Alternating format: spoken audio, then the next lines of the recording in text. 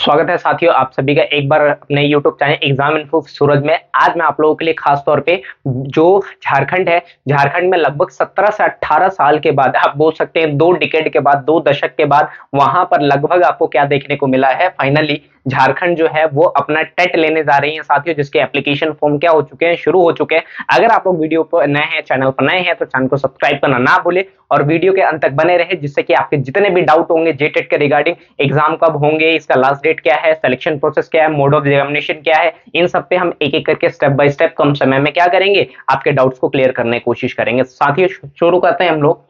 बात करते हैं झारखंड टेट या और झारखंड जो टेट है वो कौन लेने का काम करती है, जेपीएससी यानी कि झारखंड पब्लिक सर्विस कमीशन। आप सभी को पता है कि सेंट्रल लेवल पर यूपीएससी होता है और स्टेट लेवल पर अपने खुद के पीसीएस बोर्ड होते हैं। जैसे बिहार में बीपीएससी होता है, झारखंड में जेपीएससी की बात करता है, राजस्थान में आरपीएससी है, हिमाचल प्रदेश में एचपीएससी है। तो मतलब क्या है, आपको समझना ये कि झारखंड में जेपीएससी के द्वारा क्या किया जा रहा है, ये टेट लिया जा रहा है। बात कर लेते हैं साथियों, इसके जो एप्लीकेशन फॉर्म है कब से शुरू होंगे, तो इसके एप्लीकेशन फॉर्म 3 दिन पहले शुरू हो चुके हैं। तो आप लोग जाकर के फॉर्म भरना क्या कर दें साथियों, शुरू कर दे। आखिरी दिन तक का आप लोग इंतजार ना करें, कहीं आपको बाद में पछताना ना पड़े, इसलिए आप जाकर के फॉर्म को भर सकते हैं। दूसरी बात करें इसकी लास्ट डेट यानी कि डेडलाइन डेट कब रहने वाली है यहाँ पर, तो 6 तारीख की बात करते हैं, 6 अक्टूबर यानी कि अगले महीने। इस लगभग आपको 20 दिन का समय दिया गया साथियों, जिसके आप क्या कर सकते हैं, फॉर्म भर सकते हैं। आप आखिरी तारीख का इंतजार ना करें, आखिरी तारीख का इंतजार करेंगे तो साथियों आप लोग क्या हो सकते हैं, आखिरी में फंस सकते हैं। क्यों? क्योंकि सर्वर क्या होते हैं,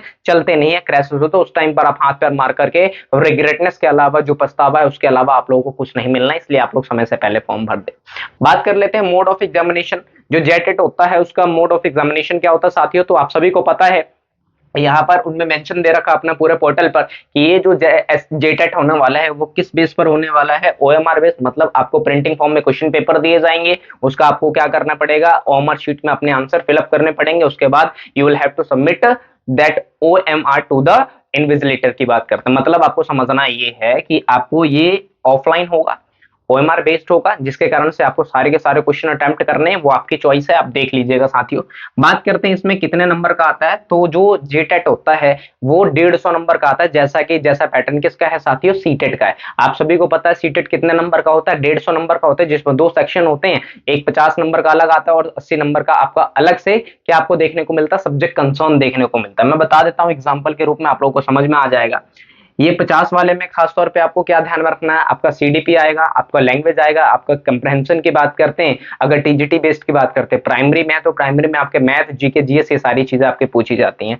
इसमें आपका पूछा जाता है इंग्लिश, हिंदी, सीडीपी और आपका ईवीएस। इस तरीके से आपसे मिलाकर के टोटल सब 50 सवाल पूछे जाते हैं।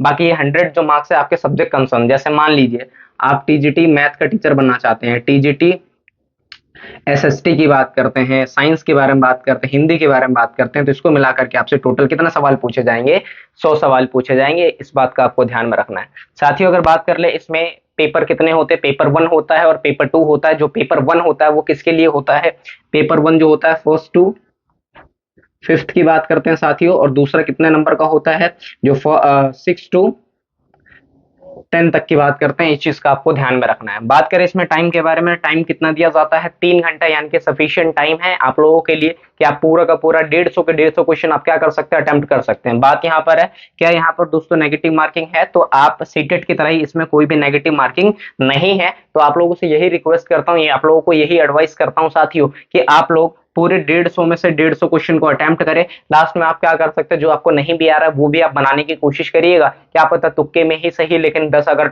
आप तुक्का लगाते हैं तो उसमें से 5 या 4 जरूर सही होगा, तो छोड़ने से कुछ फायदा है नहीं, उसमें मार्क्स आपको मिलने है नहीं। ये तो चीजें हो गई ये वाली बात। अब बात कर लेते हैं इसके एप्लीकेशन फीस के बारे में। यहाँ पर जो जर्नल के लिए वो कितना रखा गया है, 575 रुपए, यानी कि 550 की बात करते हैं। BC1 और BC2 साथियों, ये क्या होता है BC1, ये ओबीसी के ही 2 फॉर्म माने जाते हैं यूपी में, सॉरी बिहार में और झारखंड में। क्योंकि आप सभी को पता है 15 नवंबर 2000 तक जो झारखंड था वो किसका पार्ट था, वो द पार्ट ऑफ बिहार की बात करते हैं। तो ओबीसी में ही क्या हो जाते हैं, 2 पार्ट बन जाते हैं, BC1 और BC2, जिसको हम लोग ईबीसी नाम देते हैं, इकोनॉमिकल बैकवर्ड क्लासेस, और इसको क्या बोलते हैं, बैकवर्ड क्लासेस। और इसके लिए ईडब्ल्यूएस के लिए भी कितना, इकोनॉमिकल वीकर सेक्शन, आर्थिक रूप से जो कमजोर वर्ग है उनके लिए 300 रुपए रखा गया है। अगर हम एससी एसटी के बारे में बात कर ले तो यहाँ पर 150 रुपए रखा गया। क्या दूसरे स्टेट वाले इस फॉर्म को भर सकते हैं? जी हाँ साथियों, भर सकते हैं। मान लीजिए कोई दिल्ली से है और ये दिल्ली में एससी में आता है, अगर ये झारखंड से फॉर्म भरना चाहता है तो ये किस में काउंट होगा साथियों? ये जर्नल में काउंट होगा। इसको कितना लाना पड़ेगा? इसको 90 कम से कम लाना पड़ेगा। कितने में से? 150 में से निकालेगा तो कितने परसेंट होगा? 60% की बात करते हैं। लेकिन अगर आप लोगों का क्राइटेरिया है, आप लोगों का रिजर्वेशन है झारखंड के ही आप लोग, एससी एसटी ओबीसी के लिए कितना आपको देखने को मिलता है? 82 नंबर आपको चाहिए होता है। कितने में से? 150 में से, जो लगभग कितना परसेंट बनता है? 55%। तो एज रिलैक्सेशन का मामला यहाँ पर भी है। तो दोस्तों ये बहुत बड़ी खुशखबरी है जो अपने आप में 17 से 18 साल के बाद टेट लेने जा रही है कोई स्टेट।